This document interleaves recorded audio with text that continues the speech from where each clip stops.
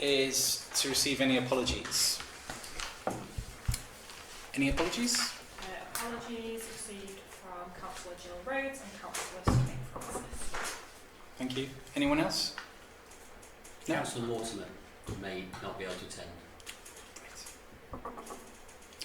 Item 2, to note declarations of members' interests. Anyone like to declare any interests in the meeting today? Perfect. Item 3, to confirm and sign the minutes of the last Marketing and Events Committee held on the 12th of June. For anyone's... Any questions? Yes? Councillor. No, I was just moving that we accept them. Okay. Do we need a seconder? You got one anyway. Perfect. All in favour? Thank you. Any abstentions? Sorry, I wasn't here. Yes. Thank you. Okay. Thank you. Item 4, public participation. A period not exceeding 15 minutes for members of the public to ask any questions or submit comments. No members of the public present. Any comments? No? Okay, perfect. Item 5, to review the year-to-date financial position for the committee.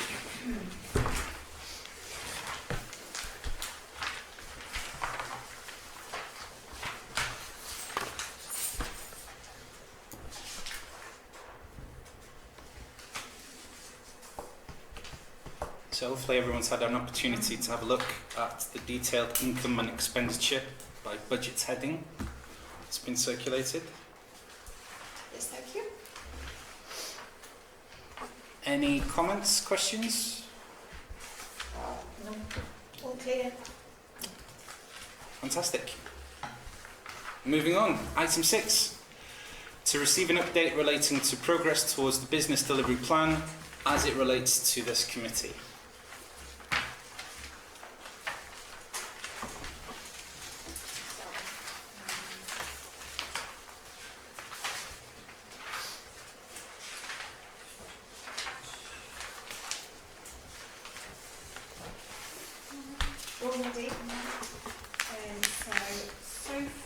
Since the last meeting, we have delivered Crew Pride 2023 event. We supported Body Positive Cheshire by committing £1,424 and offered time to enable them to deliver a Crew Pride event. It was a very successful event, well attended, and hopefully something that can be grown on year. There was lots of different community groups that got involved in that, so it really, showed sustainability for events in the community. There was also an Armed Forces Day delivered in June. We supported that by committing £1,000 to enable them to deliver that. So that was delivered by RBL and Crew Armed Forces veterans. A Windrush event was delivered by Ocean Cheshire Community Group. We supported them by committing £1,000 in officer time. It was delivered in Crewe Market Hall on the 17th of June to celebrate the 75th anniversary of Windrush. Again, well attended and seemed to all go very well. We have just started Heritage Open Days. We kicked it off with the Heritage Fair on Saturday, which went really well. We had over 30 different stallholders, and we had 567 attendees were counted through the gate. So really positive start to that. There is going to be over 65 different activities and events. So we've got a talk this evening and lots of other activities throughout the week, including walks, talks, and open buildings. The Crew Works 180 exhibition has just finished. It was packed down today. Alongside that, we've had lots of supporting activities that ran throughout the summer, alongside the Operation Summer programme. Some really positive engagement there. It really increased the footfall into the Heritage Centre, which was fantastic. We and that has all, sorry, yeah, and that has also been delivered alongside the Operation Summer event, which I'll do a separate update on later on into tonight's meeting. All of that has actually been delivered under budget, so we have got some Operation Summer underspend and also some Crew Works 180 underspend as well. I'd like to propose that that is transferred to autumn to deliver Operation Autumn events, sort of very similar to the Operation Summer events, to add more value over those holiday periods for the community. And what's planned for the autumn operation? So far I've been looking into some activities that will feed into Christmas, so some autumnal activities including lantern making, and also some activities that will feed into the Remembrance Sunday activities as well, so creating different poppies and things that will contribute to displays, some walkabout activity and potentially some outdoorsy stuff that will get people enjoying the outdoors and you know the town, different spaces in the town in the autumn. So just want to ask, are we doing anything for the children at Christmas? Yes, so there will be a Christmas light switch on, which we have got a full update on, which I'll provide you with an update on later, but we have got lots of different Christmas programming planned for the Christmas light switch on event.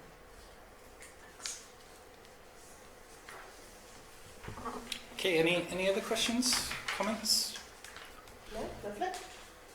So we are asked to consider relocating the unspent funds, totaling 7,000 for Operation Autumn. Can I have a proposer, please? And a seconder? Thank you. All in favour? Unanimous. Thank you.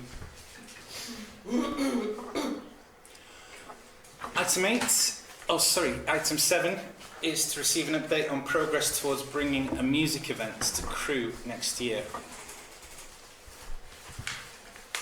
So I have begun work looking into bringing a music event into Crewe. I've been in touch with venues including the Crewe Alex. Unfortunately with the Crewe Alex we haven't got very far. I have spoken to their hospitality team and they confirmed that they've got indoor spaces that we could hire, but their capacity isn't huge and isn't the kind of thing we'd be looking at. As far as I'm aware, the pitch and the stadium itself is only able to be used for football matches. That's the only thing it can be used for. We thought that anyway, didn't we? However, as demonstrated by events such as Crewe Pride and the coronation event earlier on in the year, we have got some fantastic other venues in the town that I feel that we should be utilising and making something of.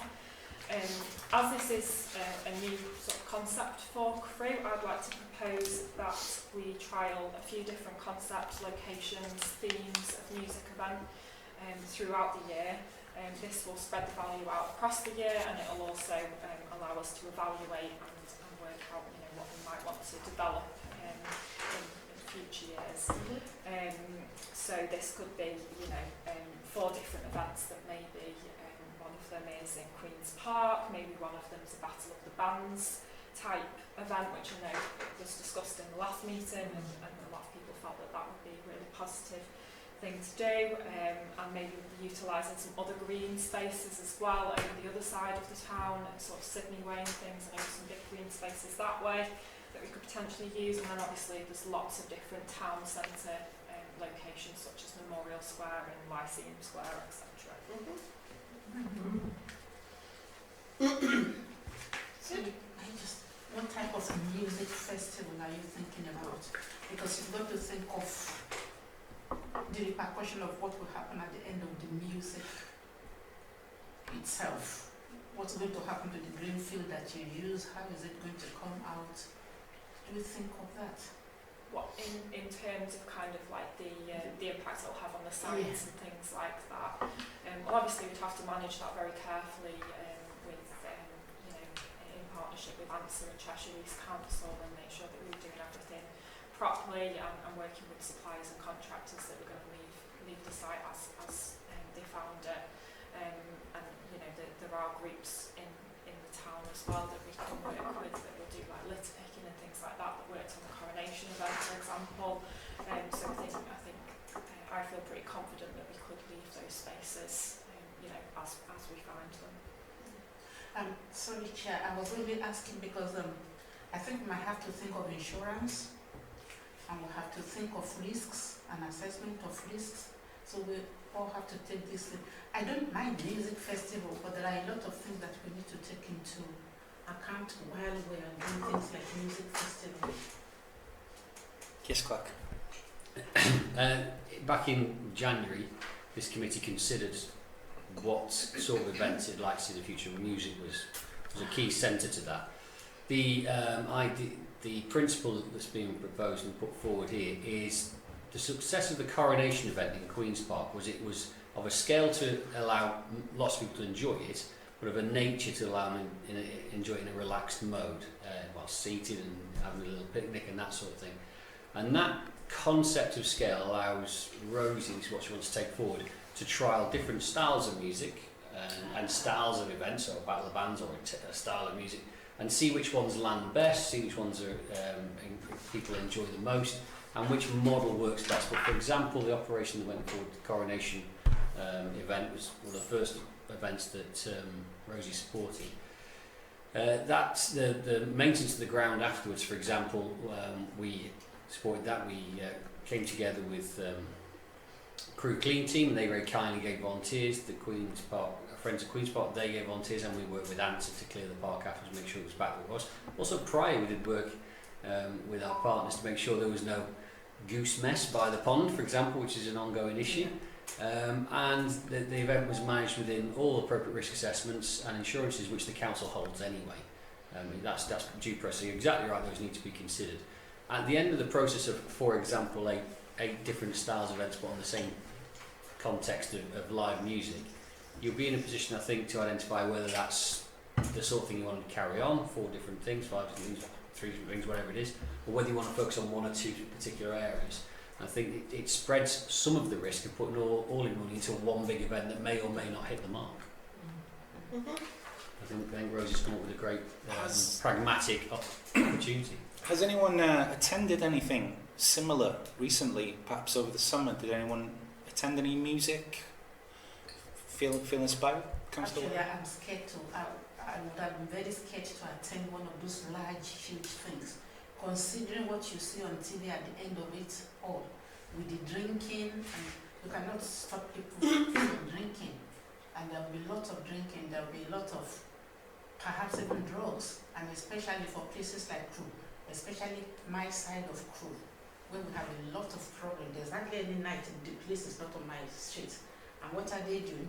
Looking for the sellers, the dealers, and all those things. So that's why I asked that question. Yes, of course, yeah. The style of event is very much geared towards the daytime, early evening approach, and a more of a community family sort of approach, rather than a Glastonbury approach. We're not got that quite ambition yet. So hopefully that'll give you some reassurance. There's always a risk of antisocial behaviour. So in the risk assessment that Rosie does as a routine, there'll be security and marshals. The police are always informed. So there's the MAG multi-agency group that meets to talk about those sorts of things. And Rosie sits on all of these things and makes sure it's all according to the plan.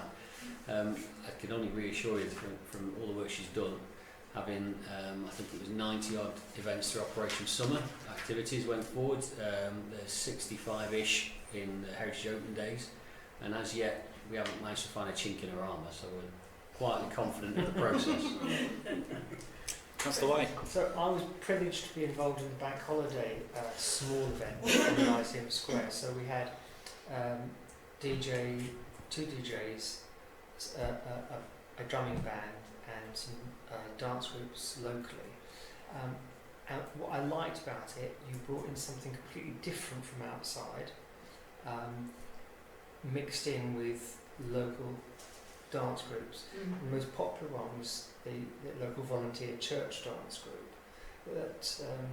Because if you've got local people playing, they automatically bring their own loyal and generally very well behaved residents to it. So you tick off 2 boxes: you're you're either employing a local band or you're giving them some, because we didn't pay anybody of the dance groups, you're celebrating local talent. So I think I'd like to see a mix of sort of headline things, but with, or the other way around, to have a mix of local and new stuff. Yeah, And the Lyceum Square, I think, could work really well. There's lots of little snaggy things that I was very grateful for the town council's support to resolve. Things like, you've got those 2 sheds there because the picnic day in the park had to be cancelled because of the weather forecast that turned out to be inaccurate. So something where you've got inside and outside, and you've got existing businesses to do the catering, so you don't need to pay for anything else, and you're supporting those businesses as well. Because those things can make lots of money for local businesses. So I'd like to bear that, which you obviously would do. Councillor. I've been to loads of music festivals over the years that are of the type that we're thinking of. So a mixture of small number of sort of headline acts that people know of and have heard of, mixed with a number of local bands, because you tend to find that if you put just local bands on, their audience will come with them and go with them. That's true, yes. So you won't have that audience there all day. They'll stay until their kids have finished their thing and then they'll go. Yes. So you need to mix it and put the sort of headline acts on towards the end so that people stay for that.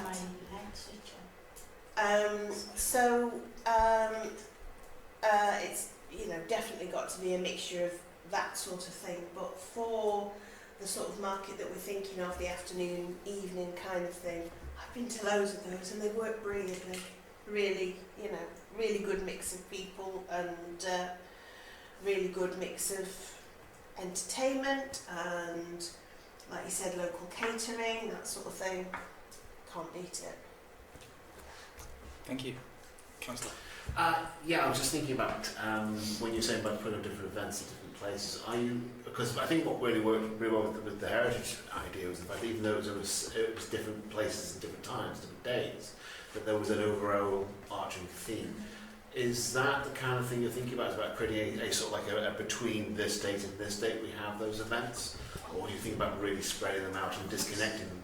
I think really spreading them out would be a really good approach, purely because if you do that, then you're spreading that value throughout the year, and it's reducing the risk of you having bad weather or something that's going to mean that it's going to have to be called off and things like that. And from a deliverability perspective as well, it does just spread that load throughout the year. And I think it does give the community and the local economy something throughout the year as well that's going to kind of give it a boost. Yeah. I attended recently the Congleton Jazz and Blues, or Blues and Jazz Festival, and it was lots of little events, mostly in pubs. And I was just wondering if that would be an option here in Crewe. Obviously Congleton perhaps has a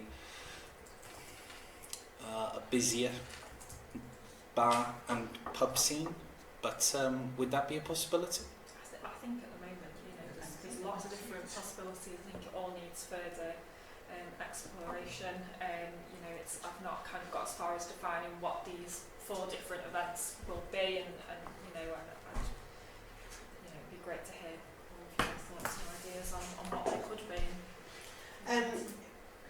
The thing with putting on an event where there's lots of different pubs over a weekend is for a town like Crewe that's spread around, rather than it being around 3 or 4 streets like it would be in Nantwich.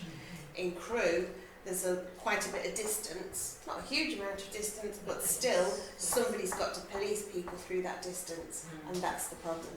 You can't marshal an entire town, whereas in Nantwich, it's just in sort of 3 or 4 streets, all within about half a mile. Concentrated. Less than Yeah. half an hour, Exactly. actually. Yeah. So whereas in Crewe it'd be Twitch Right. Road and Town Centre. And And then you have one at my place, further down. Down over the places. I do think we should consider it, whatever we arrange or organise to be accessible. And Crewe is a big town. I was discussing our ideas, our plans with a resident or residents yesterday, and that was an issue. Parking, disabled access, for instance, and so on. But also, I think, people won't venture too far from home as well. So I think if we could have these 4 events, for instance, spread across the town, not just in one location or one side of town, I think that would be appealing to residents. Councillor? The only negative thing that came up about the bank holiday event that I heard was that there was no viable bus service on bank holidays, same as Sundays.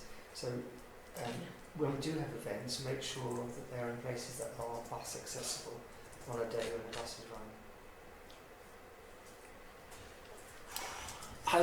Have we considered the type of music or the type of music we would like? Because obviously lots of choice. Councillor?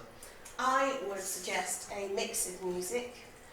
However, when you think about the people who are going to, if there's going to be tickets sold, you need to think about who's got money. And the people who've got money are empty nesters, over 40s. When you go to festivals, they're the people who are spending money. Yeah. They're the people who are buying the tickets, and they're the people who are buying tickets for the youngsters. And that reflected in Nantwich Food Festival. Unfortunately, I'm over Yeah. 70, so. So Nantwich Food Festival, as Ben just said, Mhm. it's all that age group. They're the people who've got the money. But if it was free, you'd have younger people there. Yeah. I was thinking if it's free, because I'm sorry, Chair. That's okay. Because our young ones here, our younger generation here are quite restless. And they're the ones that are bored with the town. They're the ones who keep saying, oh, there's nothing going in Crewe, there's nothing.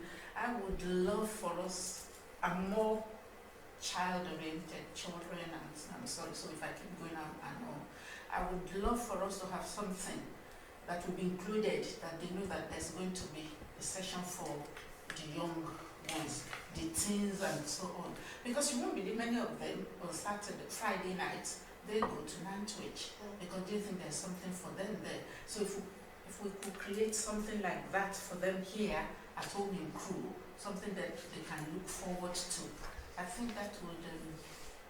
Yeah, but there's lots of other events that we're talking about through the year, though, for that sort of demographic as well, though, isn't there?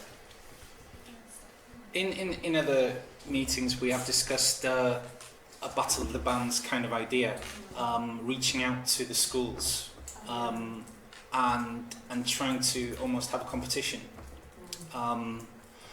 That would, I think, attract younger people and hopefully their families and friends. Obviously, that is a big idea, because do we have rounds or trials or some type of elimination process? How do we choose a winner? What's the prize? And I think we'd have to approach schools quite soon if we were to think about such a concept, to allow these musical people time to prepare. And I'm not sure if it's possible for next summer. I'm not sure. Councillor? I think for Battle of the Bands, it would probably be better for the people competing if it was a one-day knockout. And the reason being is it costs money to go and put on a gig, to be the musician to go and put on the gig. Even if you're a teenager, your parents will be shelling out for all that. So if it's just one day and everybody's there and everybody turns up and it's a knockout, that's going to be better than them having to turn up weekend after weekend because they won't be able to afford it.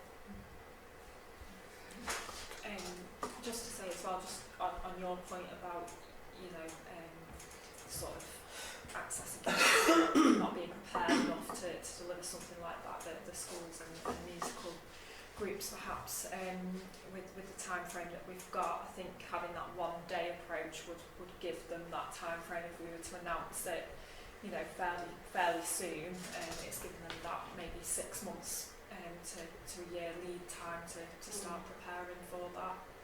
And probably best not to do it around exam time.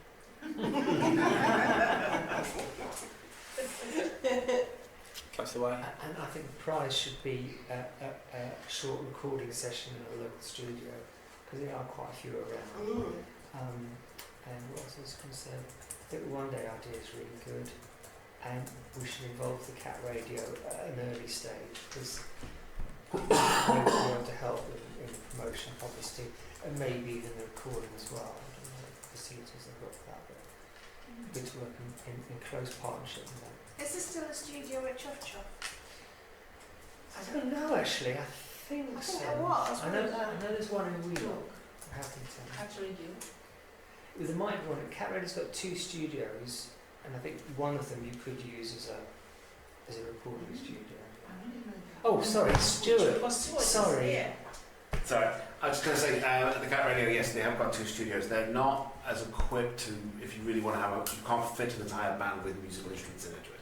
But if you talk about Church, if you talk about the one next to the Co-op Funeral Care on Middlewich Street, yes, they are still operational, because I saw their door open the other day. I thought, oh, they're still here.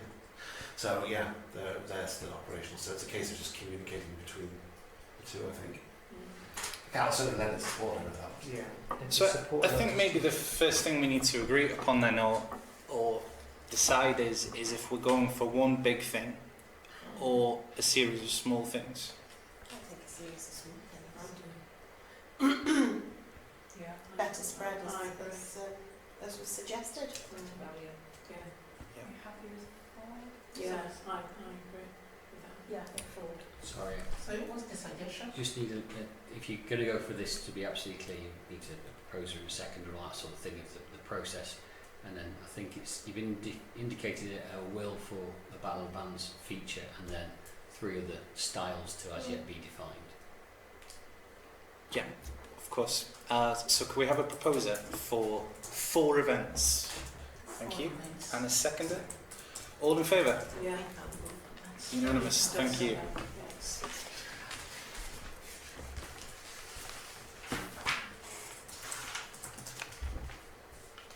I'm not sure if you need more from us today, or I think I've written quite a lot of notes there to have a look into various different things. I think any suggestions as to the type of music for the other 3, I think we definitely focus on the Battle of the Bands approach, by the sounds of it, and I think that's a great way to involve, you know, the younger generation, and I think it's also creating that sustainability as well, by giving them something to work on throughout the year and adding to that sort of cultural scene, I guess, in the town. But yeah, I think the other 3 could do with a little bit more definition. What the big draws in terms of what gets people through the doors in pubs is usually 90s based stuff, Britpop based stuff, because they're the people who, that's the age group that's got the money now, because, you know, the kids have all gone off. So that's, you know, something like that, 90s based, a mixture, some bands, some DJs, that sort of thing. That would be a good idea for one of them. Councillor? I think that's definitely. You've also mentioned earlier was about the idea of a possible pay. But you're planning on these all being free to access venues. That's fine. What I was also thinking in terms of the other 2 is referring back to the Our Crew event that had the 2 different approaches. You had dance-based groups, performance-based music, and the other one, of course, is regarding diversity and inclusion, including different cultural entertainment as another one potentially. No, that sounds great. I think, yeah, we're a very diverse town, and I think that would appeal to, again, perhaps people who don't consider these types of events. I was going to ask if we, because what I would love with this idea is that it grows and grows every year, and it doesn't just attract residents of Crewe, but people from further afield. Yeah. I mean, I mentioned earlier I attended a Congleton musical event, and what I would love is to attract crowds and groups of people from Congleton, from Nantwich, Sandbach and so on. So the Battle of the Bands concept, would we be only trying to attract or appeal Crewe musicians and groups, or would we have it open to further afield? Councillor? I think when it comes to the Battle of the Bands, are we talking in terms of schools? We're talking about senior schools. We're talking about all schools. If we're talking about senior schools, that's probably the best option you have in terms of getting the entertaining bands that the casual listener wants to come and see. And in that respect, we can open up the scope to other towns, because of course when you talk about high schools, there's not that many within Crewe. So that would help spread that out. Yeah. I'm just thinking, rather than doing it, I don't know whether this is what you're thinking, but maybe we do it age groups rather than sort of schools, because there may, there may be Crewe residents that are going to school elsewhere rather than just targeting the school specifically, and do it that way. But maybe there could be multiple stages, even one that's for a younger age group and one that's for an older age group, and that again is going to create that sustainability of getting the really younger ones into it and building them up for that. Yeah. Councillor Graham? I also... Oh, sorry. It was covered. Okay.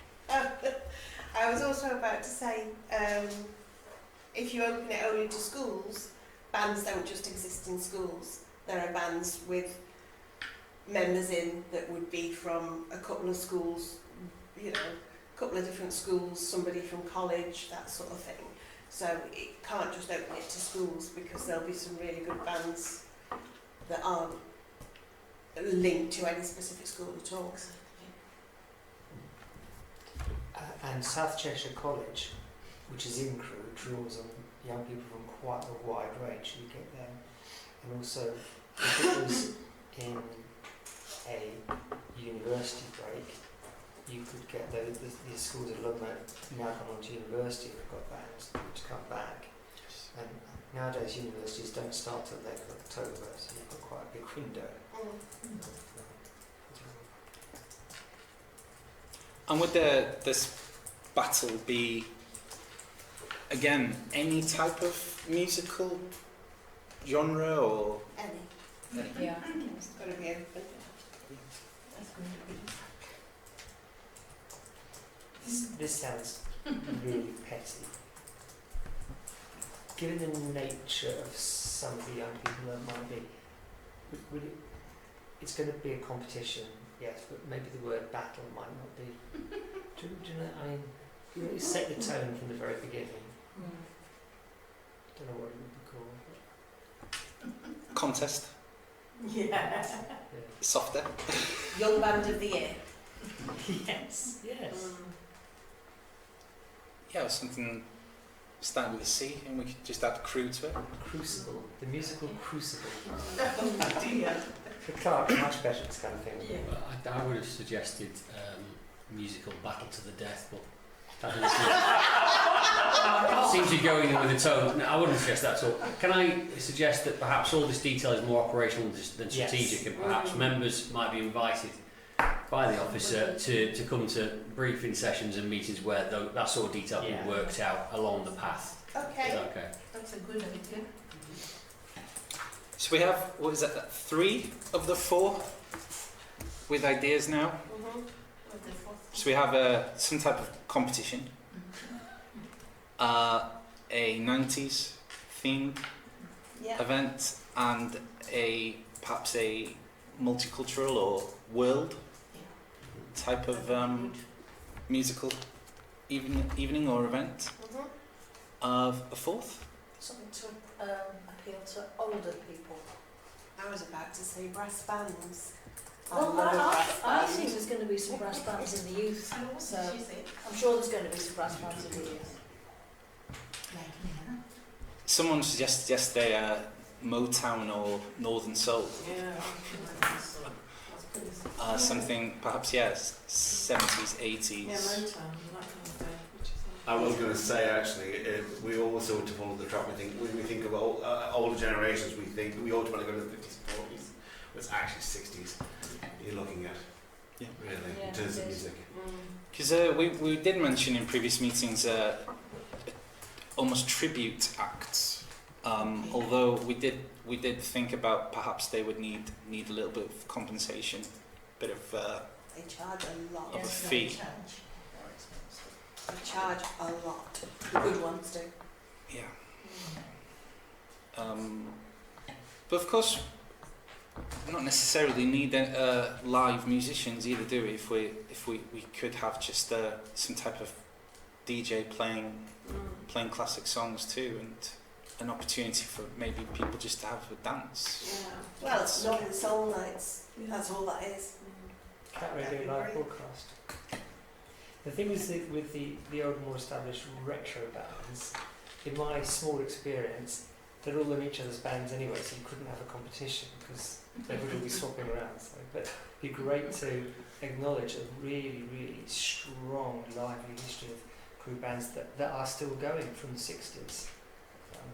I recommend Andy Penance's book on Railtown Rock, which gives you the whole background. To which I contributed an entire chapter and many pictures. And no credit. Oh yeah.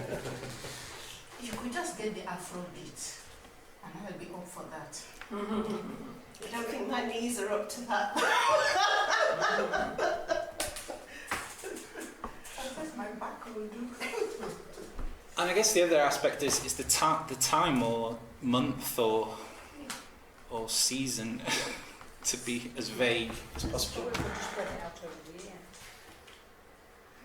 But would we aim to have something for the Easter break that soon, or are we thinking more summertime at least to begin with? I think I would suggest that we tried to time it so things were kind of spread out in a way that they didn't clash too much with anything else throughout the year. Fill the So gaps. if we look at like one per quarter. So for example, anything to do with young people, we don't want it to be an exam time. So we'll probably look at August.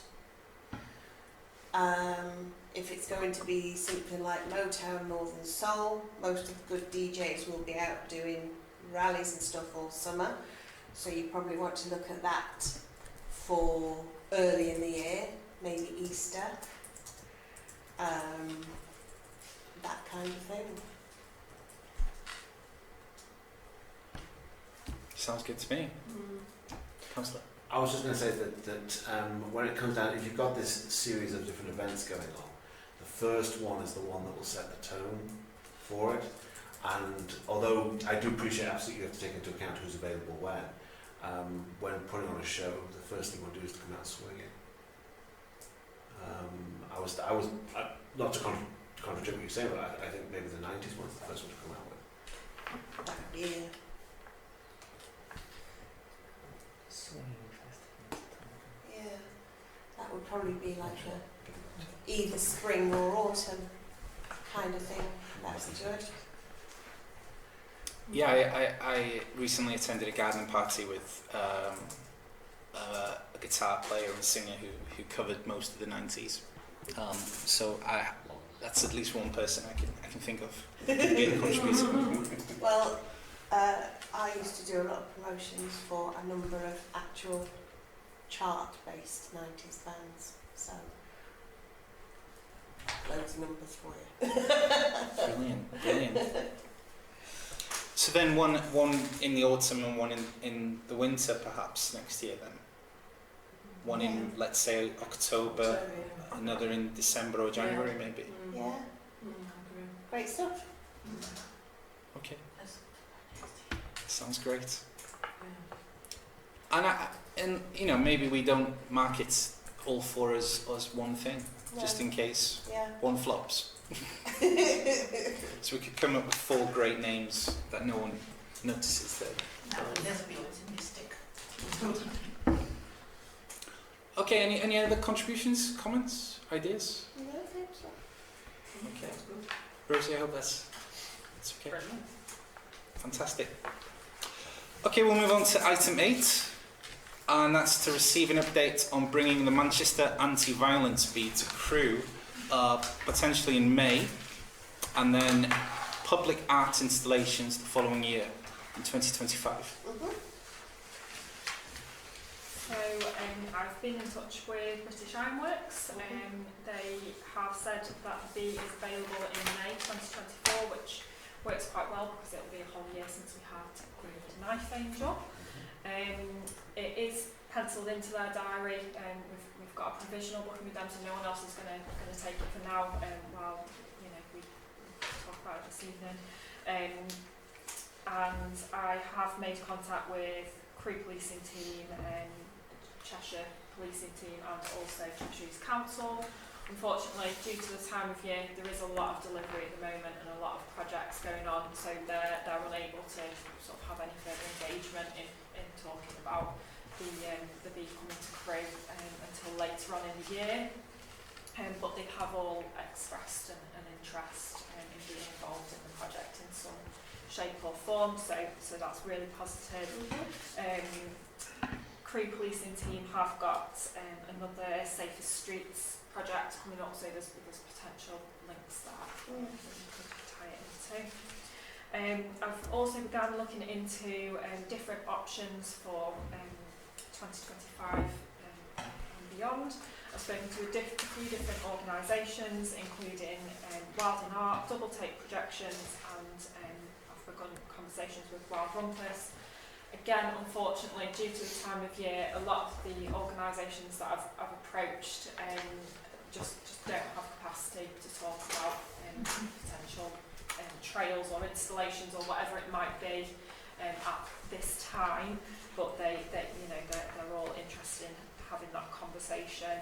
There's some really exciting things that we could potentially have. So Wild in Art, for example, they do the fiberglass animal trails around cities. You've probably seen them popping up all over the place in different locations. And they basically get painted by different artists, and they get a charity involved and things like that as well. So they're quite an exciting one. And then they were also responsible for a project called 50 Windows of Creativity, which was a Manchester-based project, and it was done during COVID, where they got 50 different artists, 50 different businesses that had empty shop windows because nothing was going on, and they filled them full of amazing creative things. So, there's potentially something there, and we could link it to other projects. That sounds brilliant.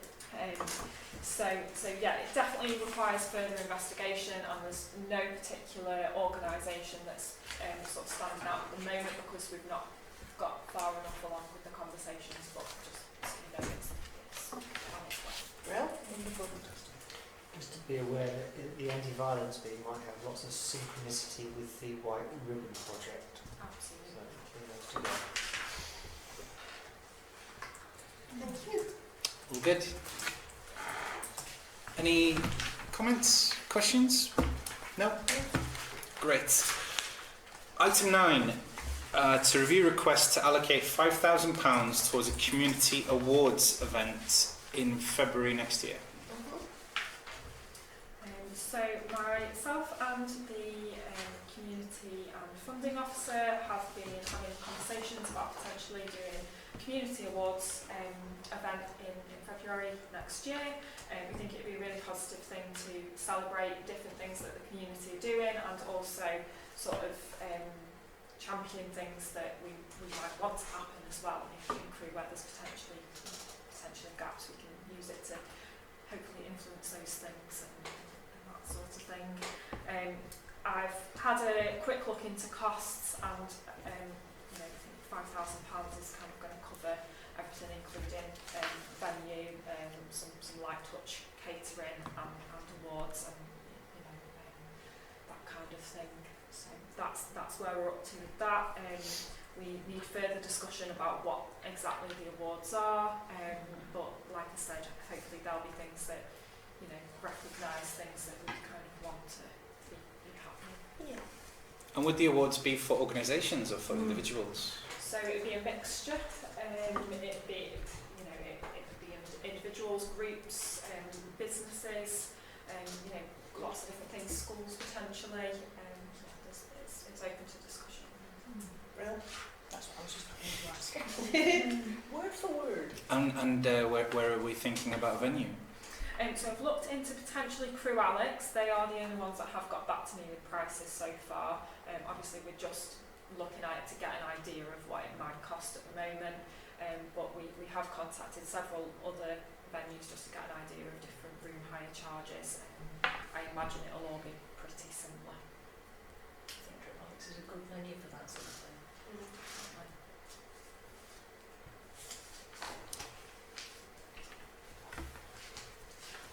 So do you need a decision from us relating to this allocation? We do. Can you give us the proposal, Martin? Yes, can I have a proposer to allocate up to £5,000 please to deliver this community award scheme? Thank you. Seconder? All in favour? Unanimous. Great.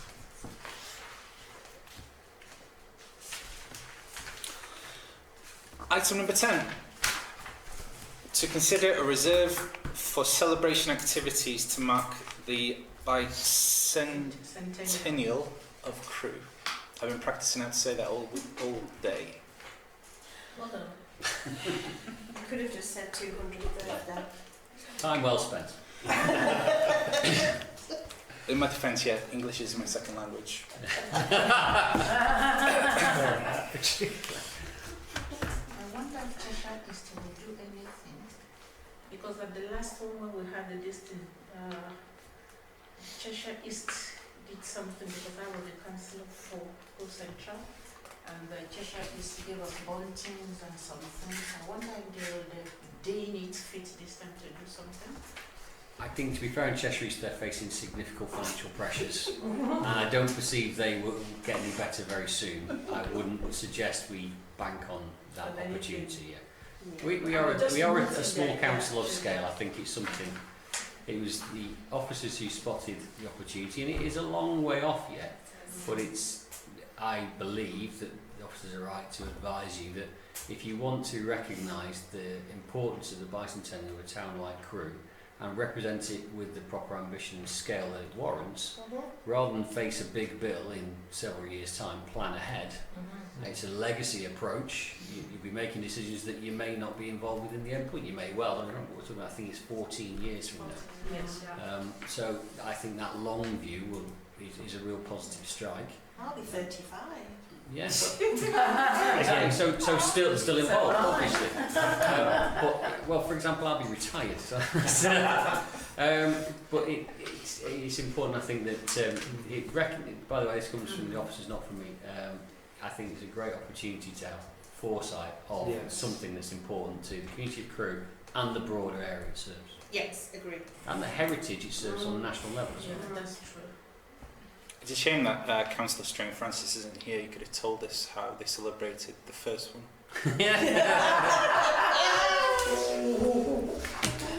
That's the second thing in practice today. Very well done. I was hoping he wasn't going to be here, so I could say that, yeah. But no, I think it's a great idea. Yes. And it is a while away, but no, it's Good plan. absolutely. So we're asked to consider if a reserve should be set up. Do we have a proposer? Thank you. Seconder? All in favour? Unanimous again? Thank you.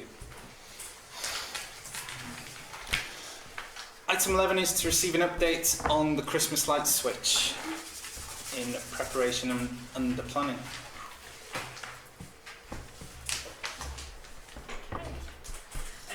So planning for Christmas light switch on 2023 is well underway.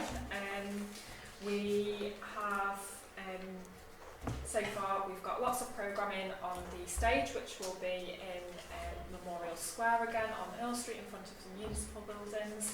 That's a mixture of community programming and also some other acts to fill it up, such as brass bands and pipe bands and all kinds of other things, dance troupes. And hopefully there'll be more to add that as the planning continues.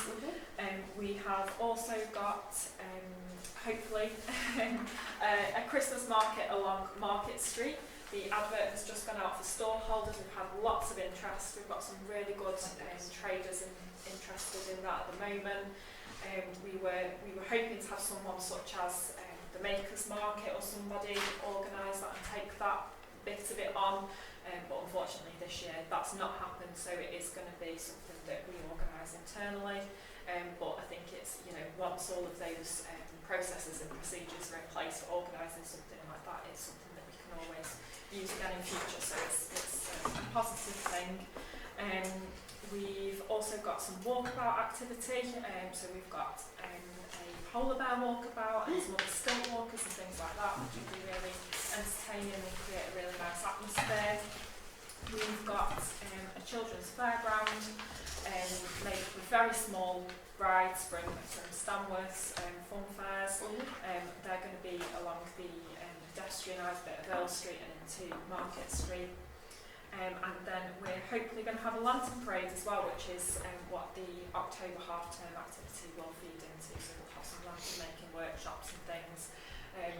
Hopefully there'll be some smaller lanterns that people can create quite easily, and we'll get lots of them to create lots of volume.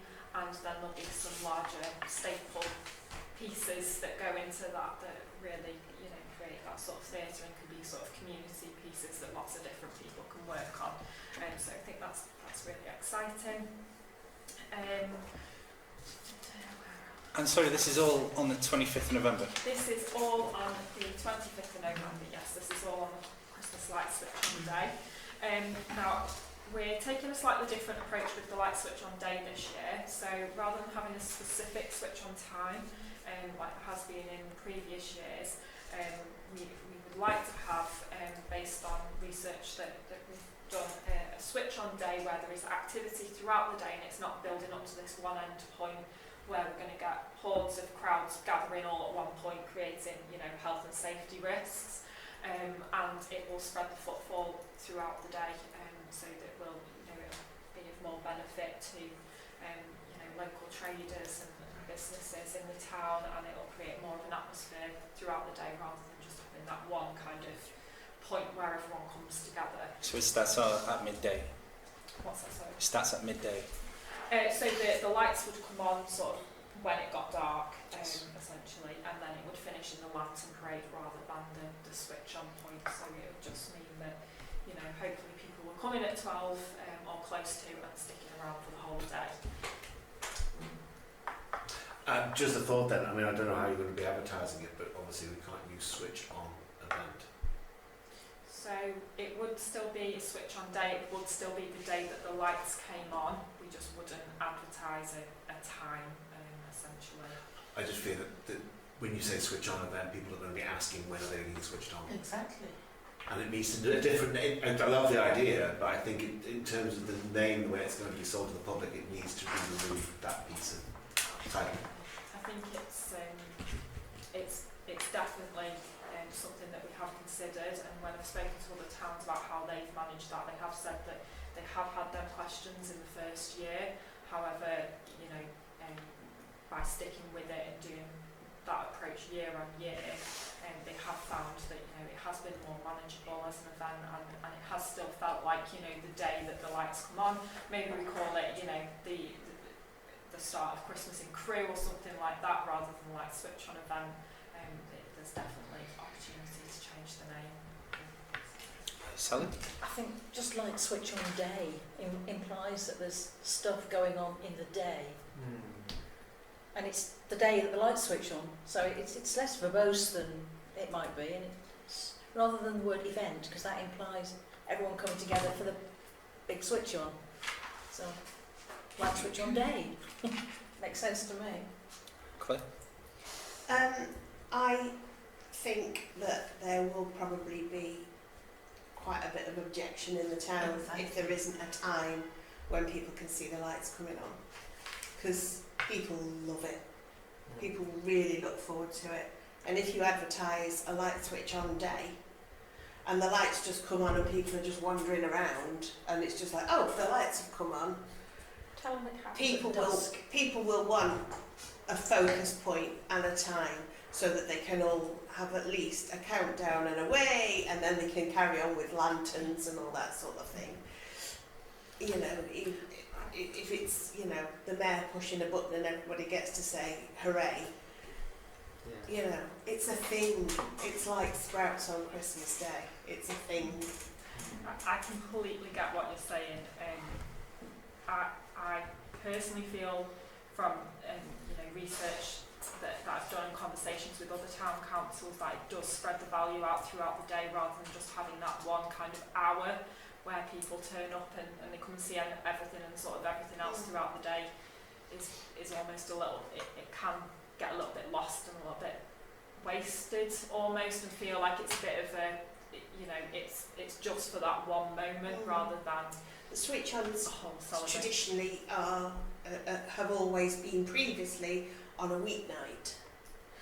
So there is only that small window of woo, and that's it. But giving it a whole day is brilliant, and loads of different events. And then in the middle of that event, there is the lights come on. There should be at least some kind of focal point around the lights coming on. At least to give people, you know, a tannoy announcement, and the lights are coming on at 4 o'clock, and everybody gets to go woo together.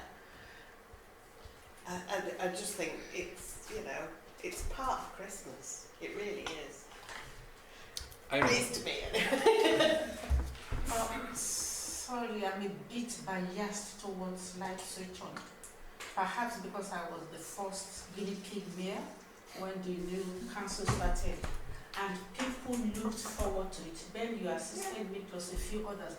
People will come from the villages around. Don't forget, Crew has other little villages around, and everybody come because they know that at such and such a time the switch is going to be on. There were things we lined up throughout the day, like little shops, food, tasting of food and buying this and that, and then at exactly such time you will see everybody will leave their stall and they will come to the square, and the children will be dying to see the mayor and the countdown and everything, and so if you take that out of it, I'm sorry, I don't think Crew is going to like it. That's just my honest opinion. Yeah. I think Cass is absolutely right. I know, I'm sure all the research is absolutely against it, but the thought of having just sort of some vast dimmer switch that goes on slowly, it's pathetic, but everybody you always say, ooh, everyone needs to go, ooh. But it doesn't have to be ooh in one place, because sometimes, like, it's a bit too late for the younger kids to do it. So I suppose if we had, I'm just talking off the top of my head now, it might be crazy, but if you had, so like where Lumen was on the municipal square, that's quite separate from the market square, which is the traditional way we do it. But you could have like, to break it up a bit, you could have like maybe a kids switch on in Lyceum Square, because they've already got those lights on, for example. It might be a little bit, or yeah, if you could, I think you needed time, but you can have more than one time. It doesn't necessarily have to be the place. It doesn't have to be a focal place. Yeah. But there should be, so people are still milling around doing all the things that they're going to be doing for the day. So wherever they're standing in the town, at least there can be sort of a tannoy announcement around somewhere, and everybody starts counting down. I mean, so what? Just talk us through the rationale for having it spread out a little bit. Well, you said something about risk assessments as well. So if you've got that one switch on time, and you've got, you know, the mayor and the panto cast and Santa and whoever else standing on the stage pressing the big red button, that is that point that everyone is going to kind of cram into Memorial Square, where the stage is, and it does create a potential risk of crushing. if you've got a large number of people at the event, which hopefully as you just said, it does attract people from local villages and other local towns, and it is kind of quite a big town in the local area that people will gather for a Christmas event. There is always that risk, and hopefully we want it to be a successful event that does draw people in from out the area and becomes sort of a well-known Christmas switch-on event, I guess. Clark? The principle behind this, to explain it, it's not come too lightly. To put on a Christmas lights coming on day, let's sort of dance around it that way, is it's a large budget, it's a lot of work, and there's a lot of businesses seeking to try and bolster difficult trading times of this. Light switch on events will consist of a very thin day of footfall because it's November and it's not very nice, and then because it's known there's something happened, one specific activity happening at 5:30, let's say, of an evening, you will suddenly have 3,000 to 5,000 people convene and then deconvene, and the opportunity for businesses to absorb that footfall is excessively limited. And that's not a crew issue, that's a basic town centre issue. So that's where this principle comes from, and I thoroughly agree. The first year, if it were to happen, if members don't want it to happen, it doesn't happen. If it were to happen, there'll be people disagreeing with that approach, and that's true. But the sustained footfall over a long period day will support the opportunity for a market to happen more than once, because if it happens once and people turn up for an hour and not 5 hours, the market won't happen again because the changes won't come out. The idea of people wanting to do a lantern parade at some point, but no one's ever seen apart from the Nan and the Mam, won't be sustainable. So there is a purpose behind it. However, I thoroughly recognise the fact that the focus point is a focus point that people remember. And if that's the feature of an event that members are seeking, that's absolutely right and proper. But I would suggest then it would be wise to reconsider the other scale of the event broader around the town centre, because that won't benefit enough to be sustainable. Stuart? Why don't we then decentralise the switch on? That's what I was just saying, yeah. Basically, if we coordinate with the market stalls or the events, basically we've got the series of events on, it goes dark around about 4 o'clock. At some point there, we do declare within the time frames, lights will be switched on at this point. So therefore, it's not about where it's going to be done, it's just that at 5 o'clock the lights will be switched on.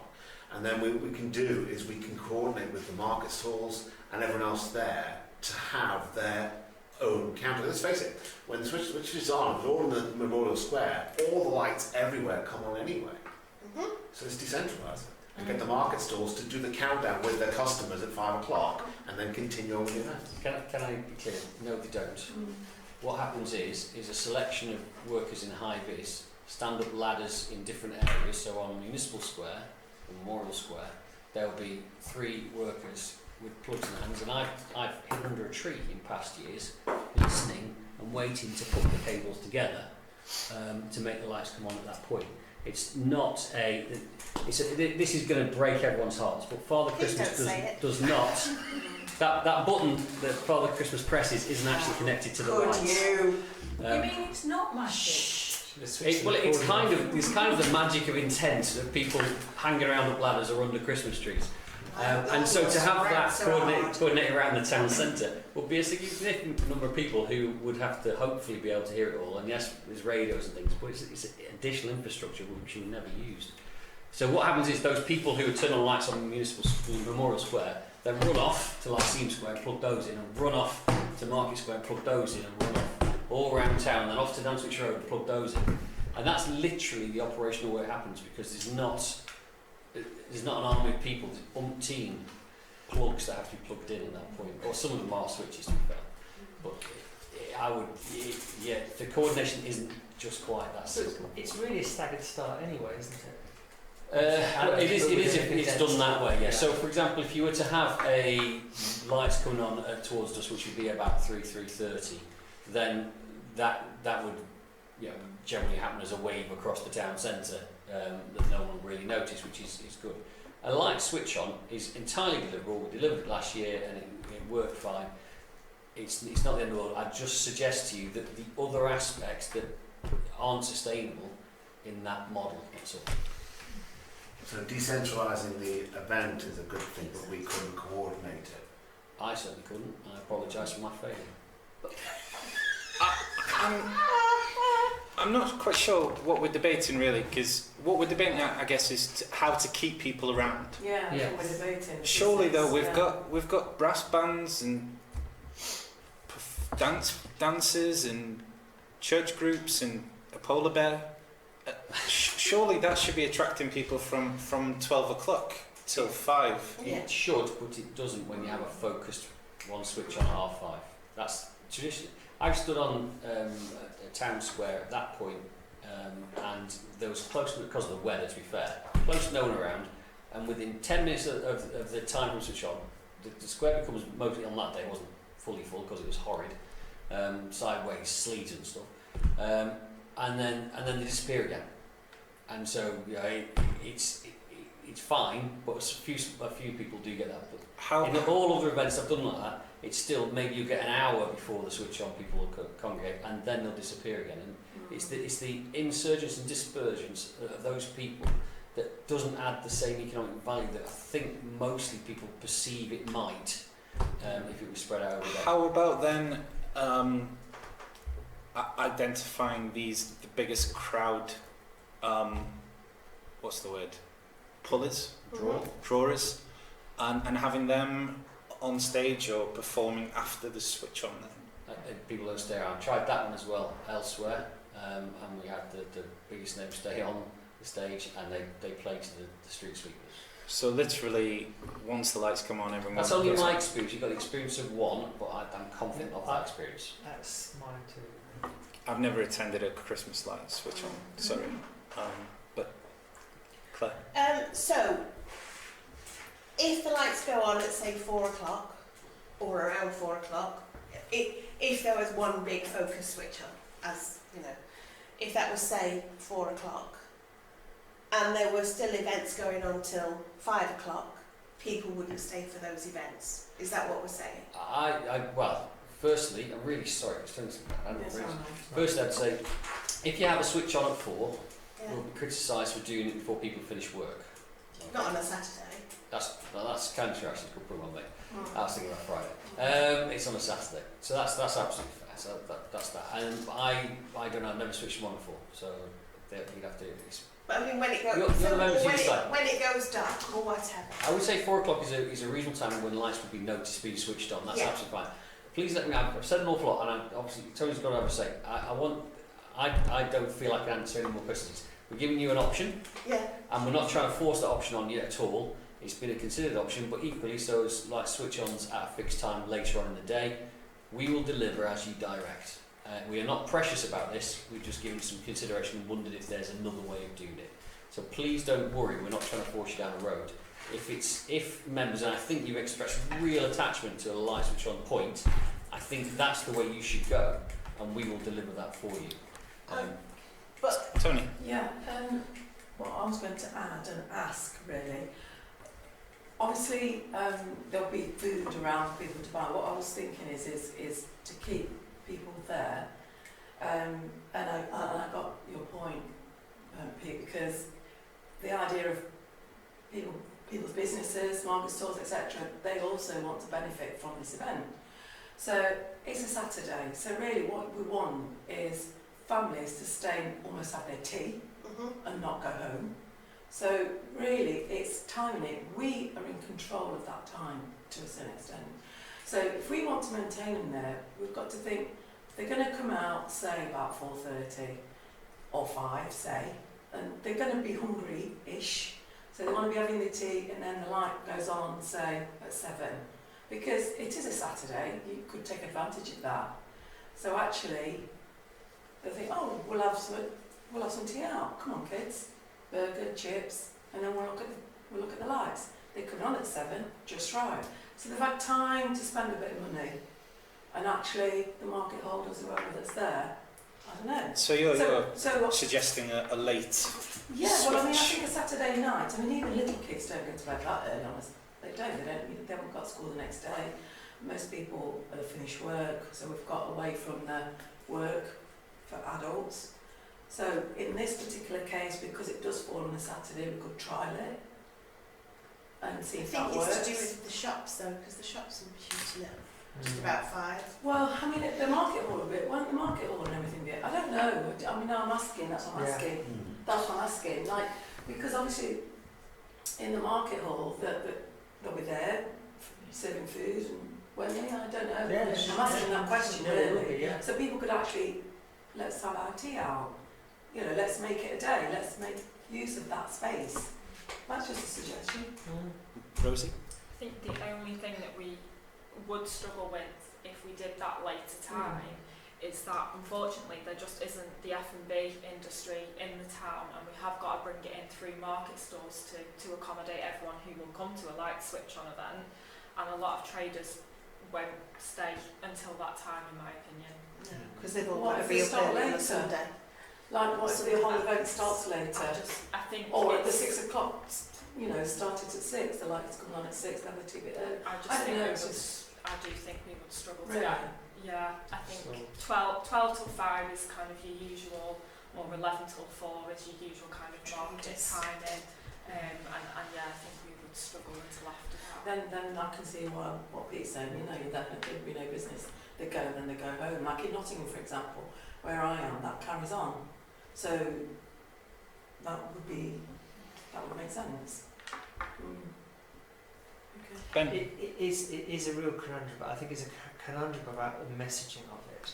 What we want is, we don't want to go down as the council that killed Christmas, because that's how it will look. That's how it will look. But what we're the council who are making Christmas sustainable by, and everyone said, oh, the town's dead, but they're the people who will drive in at 4 o'clock and leave at 4:30 after the lights have gone. So it's, I think, marketing the afternoon event really, really, really heavily, and biasing it towards that. The pre-switch on. And if the switch on is just the Christmas tree, Yeah. rather than being the whole town, Yeah, that's it could just be lighting the Christmas tree. Yeah. Yeah, I just- see the big lights on the next day. Considering the cost, I really just want it to be as successful as possible, and I understand an element of that success is trade and footfall and keeping people around. Yeah. So basically we've got 2 options, do we? We have everything at 5 o'clock, or a staggered between 4 and 5. Is that what we're debating here? No. We're debating the address switch on. I perceive, and please correct me if I'm wrong, I perceive members are very strongly in favour of a switch-on point of attraction, and I don't think it'd be right if members were representing that, if that's what I perceive correctly. So if you want to switch on, traditionally it'd be 5:30, 6 o'clock, that sort of time, then please feel free to go forward with it, because that's your right as elected members.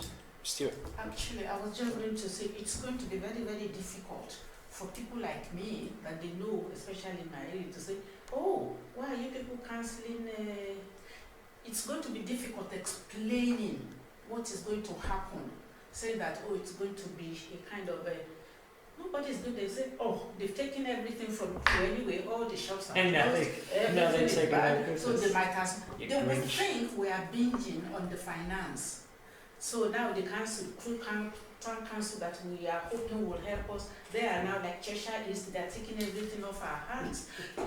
Honestly, I believe you, when sorry. you speak to 10 people, 9 of them would say the same thing. They will not wait to listen to, they don't want anything. They say, well, they've taken everything anyway, there's no more town centre, there's no more stuff, they might as well take Christmas. That's exactly the words we're going to get out there. I hope I'll be wrong. I hope. Stuart? I definitely agree with that. We like the idea of the Christmas lights switch on. So maybe what, like you say, in terms of the marketing of it, the way it's sold, is the fact that it's about celebrating the switch, it's the lights being on. So why not be the first thing that happens in the agenda? And that way everyone enjoys the lights, enjoys the food under the lights, enjoys the entertainment under the lights. You can't switch on at 12 o'clock because it's still You light. can. I mean in terms of just having that particular point, maybe it does. Perhaps then, where it's inevitable, but just a point where people know that the lights are on, and therefore we continue into the dark, into the dusk, celebrating the lights. But we must have a point. It's like during a remembrance service at 11 o'clock, everyone pauses. We need a point, just a point where everyone just goes pause, lights, and then continue with the celebrations without gathering people into one particular point and then letting them disperse out. So rather than it being an end point. Midpoint. Yeah, absolutely. So if we figure out what time it goes dark on that date. But closer to 3 than 5 then. Usually. Yeah. So if we figure out what time sunset is on that date, and then even if it's just, if all the other lights are already on, even if it's just the big Christmas tree gets switched on at that point so that the kids can stand around it and go, ooh. And when I say kids, completely include me. No, that makes sense to me. I mean, if it is a phenomenon that people just go home once that half a second takes place, then we need to keep them around. Yeah. And I mean, so I think just to compromise so that it's not just like the thing, but there is a thing with a small t. yeah, I think if there's music playing, if people can see things happening and hear things happening afterwards, they should stay around. Yeah. You'd think? Absolutely, yes. You'd hope. I'm sure, yeah. I don't know, I've never done it that way. Because at 5 o'clock, does everything finish? Is that what we're saying? I'm not really clear. My experience is the lights go on, everyone goes ooh, and then they go home. But all the other events that are going off, they don't just disappear, do they? No, they're still there, but there's There are something. people usually still milling around and I think it's chatting, there yeah. are people are still milling around and there are things to do. Because I remembered there was a year we had I can't remember what we had. But like during my year there were so many people milling around for hours. The For fire at least breather. 2 hours. The fire breather was after the lights switch on, Yeah. and in the markets there was not fire breather, there was someone playing with fire. Yeah, there were Yeah. all sorts And of there was this very, it Please, kept please. the people around, but at the end, weather was a big factor too. Yeah. It was dry enough to let that person fall. Yeah, I think it depends on the weather too, because no matter what kind of activity you want to put on, whether the normal switch or not, if the weather is very bad, you will hardly find people. But what you will find is people will come for the actual switch on. And as soon as that switch on is off, everybody, because sometimes it's so cold and then it's raining, it's windy, then everybody disappears. So even with the best plan, if the weather isn't very conducive or it's not clement, then we are really in trouble. Maybe we should do it in summer. We should do it in summer No. in the central shape. The problem with the Christians, and I will be one of them. Just to wrap things up, I think we're looking at an earlier switch, hoping that the attractions, the entertainment keeps people happy and warm, let's say. I would suggest keep to the event programme that's already been proposed and suggested here, with the change being a small scale switch on at a given time at some point between 12 and 5. Brilliant. Even if it's me Frozen standing on the steps with a torch. Can I have a seconder, please? Thank you, Stuart. All in favour? Fantastic. So we do agree there will be a switch at a particular time. There will be, but Fine. as soon as it starts to get a little dark, yeah. And then hope people are hungry or like music and stay. And lanterns and polar bears. Thank you. Item 12, to note the procurement process for the delivery of Christmas lights, displays and infrastructure for next year and until 2027. Yeah, we've had the benefit of a long-standing contract for the delivery of Christmas lights, which this year will be the final year of that. And due to, quite rightly, the procurement regulations and the scale of the costs, that goes to public procurement. We have to advertise on the government's contract finder website because the value over 3 years is significant in the region of £150,000 to £180,000. That's across 3 years, not every year. So that's been advertised, and it has previously been informed this committee. I realise not everyone was on the committee previously. And we're going through that process, and then we'll get to the point, it's already on the government website, but it will carry on until the end of December. The reason being is the potential providers can then see what's here and when it's installed, what's currently provided. They will put forward their proposals in the middle of January, or by the middle of January, and the only decision I'm asking you to do today is to consider moving January's meeting to the end of the month, so that you can see the proposals and make a decision on which one you want to choose.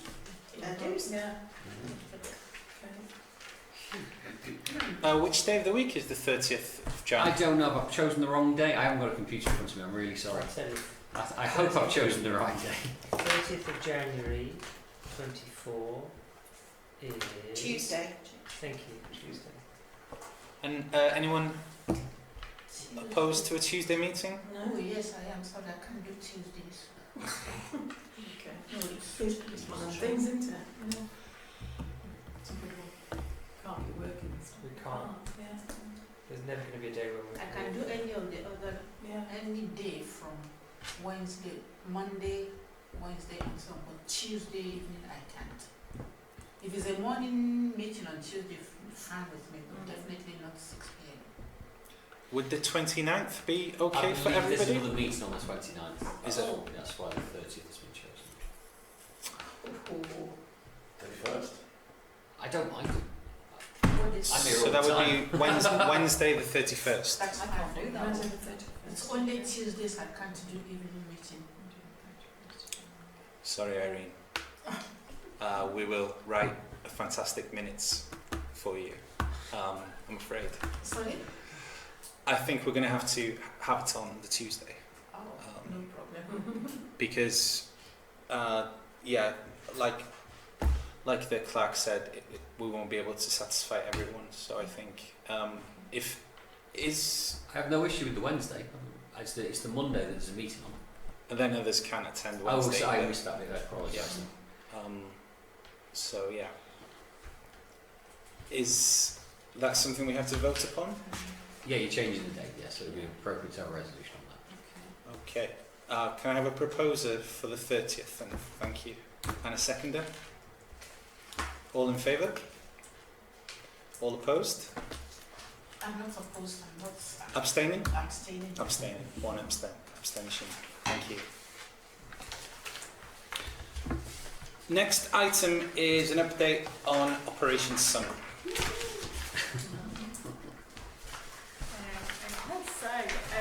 Operation Summer has just finished at the end of August. We had 87 different activity sessions and events that were delivered between the 24th of July and the 31st of August. And there were 4,923 spaces used by the Crewe community.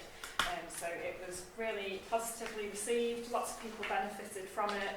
We had some really nice feedback which I've included in there for you to have a read through.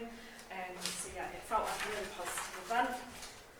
There was 24 more events and activities on last year, so a 37.5 increase, and hopefully we'll continue to grow that in future years. As I mentioned earlier, that was delivered on the budget as well, so potentially if we have the same budget in future years, we can continue to grow that.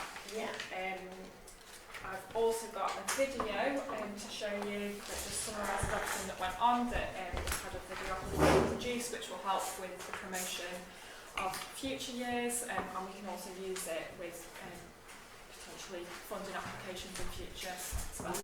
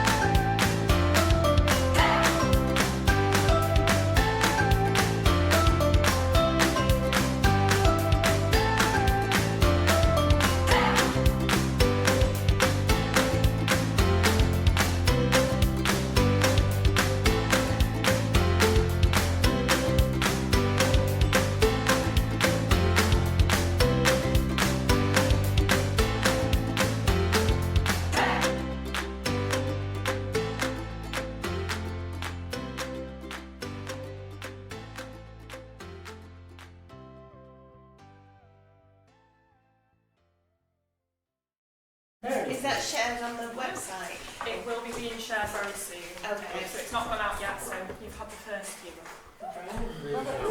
Amazing there's that many non-rain days. My memory of summer wasn't... Just one day. It was all filmed on one day, apart from the bit in the library. Really? That was a busy day. Yeah, another reason to keep the library going. As an ex-science teacher, I wish every lesson was practicals like that and All yours experiments. were. But that's false advertising. I was going to ask about the weather, and I know that we had a really wet couple of weeks and even months, it feels like. I predict that to get worse and worse and worse, sadly. How much indoor activities were there? And do we plan on maybe planning better for wetter weather next year? I think, to be honest with you, we were really lucky with the days that we had at Queen's Park. I don't know how we managed it, but we just did. And yeah, we managed to avoid the rain, but I completely get what you're saying. We did have quite a lot of indoor activity, so we had stuff on at the Heritage Centre on Wednesdays and Saturdays and Sundays, and then we also had activity in the library pretty much every day.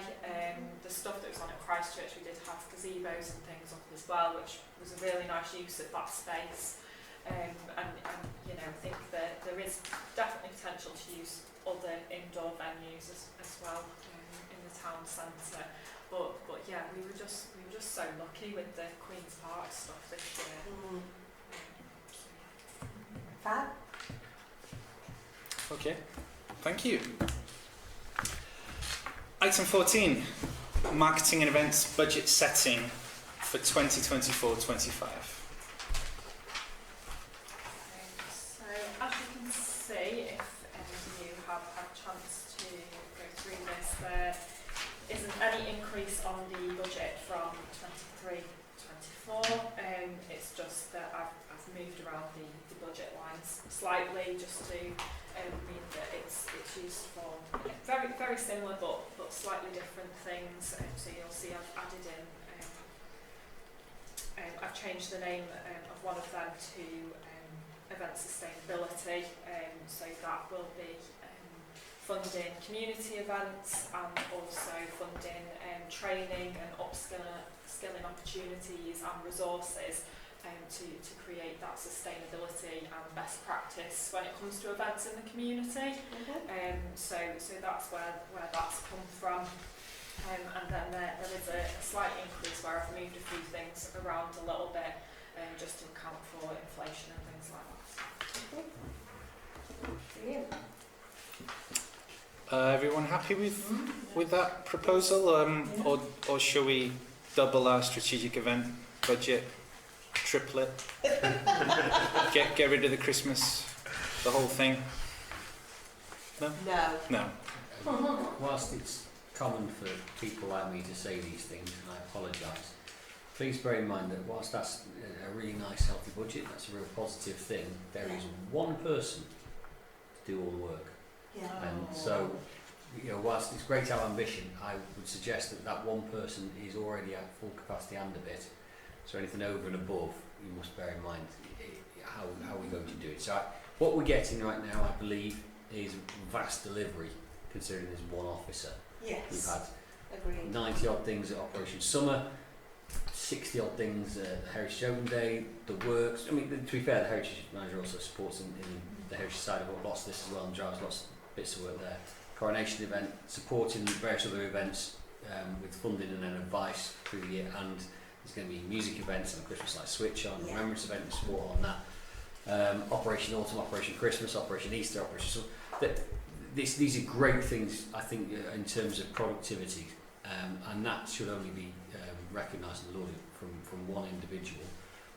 But please bear in mind that when we come to future meetings, and what we can do is and what we can do is, theoretically yes, but please bear in mind there's only so many hours. So is what we're saying that she should never be allowed to go home again? I think that's fair. Proposed. I'm just trying to manage expectations about anything beyond what is being delivered. I think would be hard to sustain. No, I think if we can deliver as we have been doing, and especially with the video we've just watched, and similar things like the Christmas activities, and not increase the budget, I think we're doing very, very well. Yeah. Ben? Yeah, this is a note to myself, because I know I hadn't realised the vast amount of work, and I've been asking you odd questions here and there that's added to your workload, so I'm not going to do that anymore. That's not what I'm saying. No, I don't mean that. But there is, we've got to be mindful of your workload, and it's very easy for any one of us like me to say, "Oh, can you just?" And they do. So I'm just echoing your point. I promise I wasn't referencing that. I was referencing the committee's ambition for more, which is great and wonderful. But at the minute, that would be really hard to deliver. Yeah. We always want to support members and everything in the community, whatever's going on. So please don't worry about coming and asking for help. That's entirely what we're here for. And Councillor White's questions are always odd anyway. Well, that's because he's not. All right, so everyone happy? Yes. As is. Yes. Thank you very much. Thank you. Thank you. Item 15, social media and communications updates. So has everyone had a chance to have a little look through all of the different stats? The highlights, on social media. Has anyone got any questions on any of them?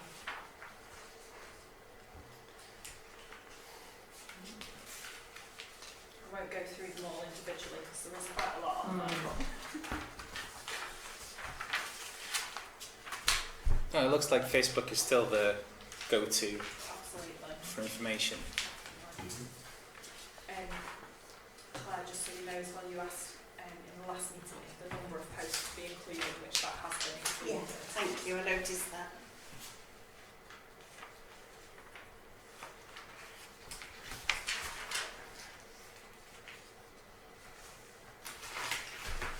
Can I just So this is great, but in another meeting, a figure came up that just over a tiny percentage of the population as a whole use Facebook or Twitter. So have you thought about other options of messaging out there that might be? So we do a lot of printed promotion of what we do as well. You know, we do regular press releases that go out to, you know, local newspapers and press, and you know, there is all of that going on as well. There's also the website as well. Everything that we do goes on there. We use local radio stations as well. So there is a lot of other things going out there as well as that we can't measure. I think we can, you know, obviously if you wanted us to, we could measure maybe the number that was going out, but the amount of people that we're seeing, that isn't as measurable as it is in social media. No, you can't. And how those engagements have kind of acted as well from seeing those posts and things, you can't measure that either. And in terms of doing things like email newsletters and things like that, you can't really do that because of this massive scale of GDPR work that would happen just to hold people's email addresses. And then people don't. We'd need a whole like CRM and things to do that. So. I don't know whether this is a spurious and fatuous question, but is the town crier in Nantwich a volunteer? Yes, they will be. It might get some sort of honorarium, but the town criers are usually just a civic voluntary role.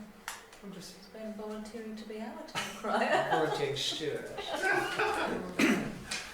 And I don't know if I'm allowed to go back to the big music event we're planning, but would we aim to promote that offline and perhaps with banners or posters and such? I think a bit of everything the same as we have done, like with Operation Summer. We had 8,500 leaflets printed for that.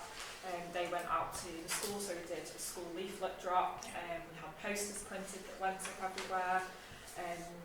There's loads of different things done for that. The same with Heritage Open Days. Most events and activities do have printed and digital. So we should bear in mind that this isn't just, social media is not the only avenue and channel. Yeah, sorry Chair, you literally just said that. It's not the only channel. The officer just said there's the bag drops to schools are a regular process because we get in here, all of us, and sort them all out in the range they'll take around the schools. They also go to various locations around town, leisure centre and all that sort of thing. The vinyl banners, so the Makers Market, vinyl banners are going out tomorrow. There's traditional media, but like you say, you cannot measure it. And to my knowledge, and I hope I'm not being overly naive, over the last year and a half, which is effectively the post-COVID period, we haven't had an under-engagement in any of our activities yet, and Operation Summer being a perfect example, is very well engaged. So there's no perfect way of advertising, and that whatever you do, someone won't have heard about it. Yeah. And that's not their fault, but it might not necessarily be our fault as well. It's just one of those things. Yeah. We should always be on the button, and members should always challenge it on. We should always help us out and find new ways to do it. Totally on board with that, but hopefully we're covering as many angles as we will this time. Stuart? I'd also like to argue the fact that the stage has been set. The amount of work that's gone into the events over, and the amount of attendance we've had, you're going to have a great deal of people who will find out afterward what they missed out on. So it doesn't need extra effort next time around because people will be actively looking for it. So, yeah. Hashtag FOMO. Well, it's worth a lot of, it really is worth a lot of attendance numbers. You know, it's daft, but it is. People see stuff on social media and think, oh, and they want to go next time. Yeah. So Yeah, I fear of missing out. I think that's what we're all trying to achieve is building Yeah. a reputation, a tradition Yeah. for a big event, for the Christmas, for Operation Summer. Yeah. So you don't have to look for it, you just know it's coming. And that's what Rosie's really good at, is building the momentum over the year. Okay. Item 16 is a member's item. Non-listed on the agenda, Chair, it has to be listed on the agenda. So I have to jump that one in case someone decides to throw one into the mix now. You can't do it, it has to be listed. Understood. Just to make sure. Yep, so the last item is to note the proposed date of our next meeting, which is Monday the 6th of November at the same time, 6 o'clock.